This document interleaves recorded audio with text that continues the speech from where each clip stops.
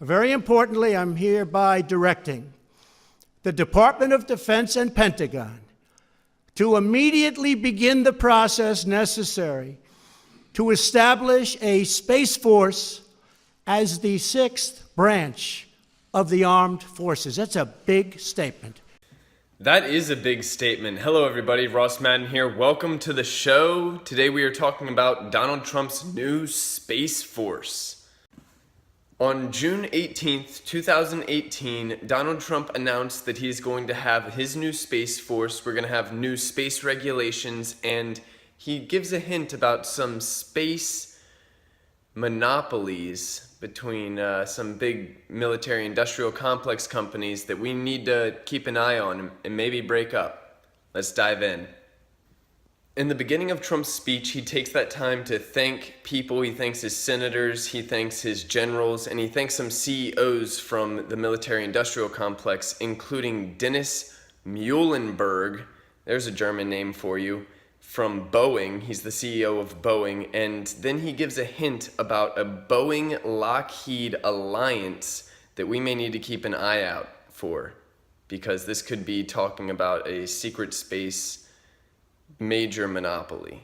President and CEO, United Launch Alliance, that's a combination of Boeing and Lockheed on the Space Launch System, SLS.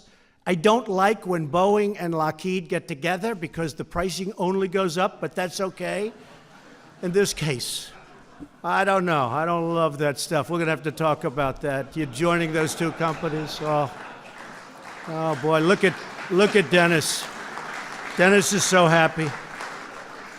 I don't like that stuff, Mike. What do you think of that merger for the space launch? What do you think? Look at them, they're sitting together. Oh, Boeing. Oh, it's no wonder we don't get the pricing we want, huh? Dennis Muhlenberg, a friend of mine, a great guy, the head of Boeing, and boy, have you done a good job on all fronts, commercial, military, both of you. What a job you've both done. Thank you. Stay apart. Stay apart. Don't get together. Stay apart. Donald Trump talks about the expense of having these military-industrial complex monopolies leading our Space Force, how these rockets are going to be way more expensive if we have a Lockheed-Boeing alliance. That's not the only issue I have with it, though. Right now, our anti-gravity information is being tamped down. We're not really getting space disclosure, and when all of these companies are being working together and it's all being handled under one roof, it's very easy to keep that information undisclosed. So if we really want progress when it comes to disclosure and getting information out, we should encourage smaller businesses and their growth in this industry. America's vital interest in space lost out to special interests in Washington, except, of course, for the senators and congressmen here. They would never do it. Right, Dana? President Trump just called out the senators and congressmen in Washington, D.C. for selling out. And who are they selling out to? Well, they're selling out to these military-industrial complex companies, but they're also selling out to NASA. They're forgiving NASA and not putting pressure on NASA for basically dropping the ball for the last 50 years. We haven't been back to the moon in 50 years. There's more processing power in the cell phone that I'm recording this video with than there was in the original space shuttles that we shot to the moon. So why we haven't been back is a great question, and Congress hasn't been asking it, and Donald Trump's pointing it out. But our destiny beyond the Earth is not only a matter of national identity, but a matter of national security. So important for our military, so important, and people don't talk about it. When it comes to defending America, it is not enough to merely have an American presence in space. We must have American dominance in space. So important.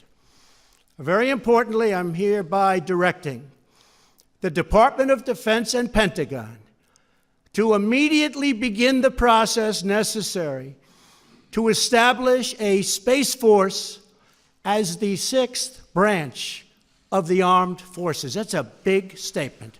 We are going to have the Air Force and we are going to have the Space Force, separate but equal. Important. General Dunford, if you would carry that assignment out, I would be very greatly honored also. Where's General Dunford? The really interesting part that no one's going to talk about is why is Donald Trump creating a new branch of the military instead of just expanding the Air Force into space? That's a great question. Well, the Air Force happens to be, and I have this on pretty good information, the most corrupt of the branches of military. The least would be the Marines. From what I hear, they are very pro-Trump. There are a lot of patriots within the Marines, within the Navy. You hear about Admiral Mike Rogers coming clean to Trump and saying, hey, you're being spied on during the campaign. That's an admiral. He's coming from the Navy. That's because, and I believe he also has some NSA connections. So the NSA may not be as corrupt as the other intelligence agencies like the CIA and the FBI are very corrupt to the core, top to bottom. But instead of taking the Air Force and trying to clean it out and then trying to fund it and trying to get these new projects done, Donald Trump is just saying, hey, forget about it. We're going to divert a ton of funds from the Air Force and put them in the Space Force. Your corrupt branch of the military is being defunded, and I'm going to move that cash straight into something that I have actual control of, and I'm going to put my guy in charge. General Dunford is the man for the job. Donald Trump appoints General Dunford to handle the task of leading the Space Force. We should dive in to see if he has any connections to Lockheed, Boeing, all these military-industrial complex corporations. See what interests he may be supporting besides the American interest. 1 year ago, I revived the National Space Council and put exactly the right man in charge, and that's our friend, Mike Pence, who feels very strongly about this. And in December, I signed a historic directive that will return Americans to the moon for the first time since 1972, if you can believe that. We will establish a long-term presence, expand our economy, and build the foundation for an eventual mission to Mars, which is actually going to happen very quickly. And, you know, I've always said that rich guys seem to like rockets. So all of those rich guys that are dying for our real estate to launch their rockets, we won't charge you too much. Just go ahead. If you beat us to Mars, we'll be very happy, and you'll be even more famous. As long as it's an American rich person, that's good, okay? They can beat us. We'll save a little money and they can beat us, and we're taking full credit for it. Don't worry about it. I am instructing my administration to embrace the budding commercial space industry. Very importantly, right after Donald Trump points out the fact that these corporations are merging together and becoming too big and too expensive, he goes ahead and says that the United States is going to support them to the fullest extent. We're going to be the leader by far. We're behind you 1,000%. Donald Trump's talking about space traffic control. Like I said earlier, I think the very important things that we're going to have to be considering when it comes to regulation is going to be who's allowed up there and what are they allowed to do. Are you allowed to mine resources from asteroids and other planets and from the moon? Are you allowed to take weapons up? We are modernizing out-of-date space regulations. They're way out of date. They haven't been changed in many, many years. In a few moments, I will sign a new directive to federal departments and agencies. They will work together with American industry to implement a state-of-the-art framework for space traffic management. But don't let it get too out of control, please. I don't know if you've ever heard of higher ground advantage, but that could also be applied to space wars, because when you have a satellite, let's say, far above an airplane way below, that airplane's going to have trouble even seeing the satellite, much less hitting it with a projectile. Meanwhile, dropping something down to Earth, you're using the Earth the Earth gravity, you're able to strike anything beneath you much easier. So having weapons high up in far Earth orbit is really important for controlling who gets to put satellites in space. With the establishment of a new Space Force, I think we can finally expect concrete progress in space exploration from our government. So I think it's a good thing.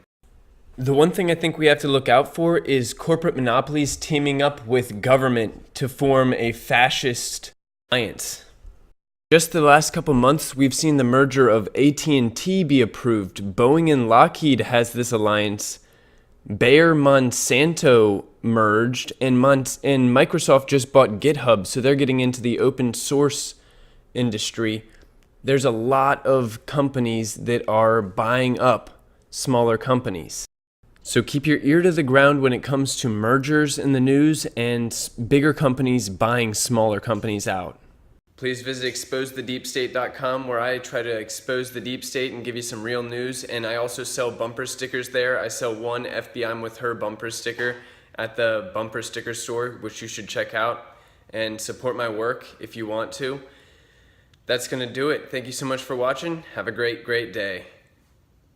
I want to wish you a lot of luck with Space Force.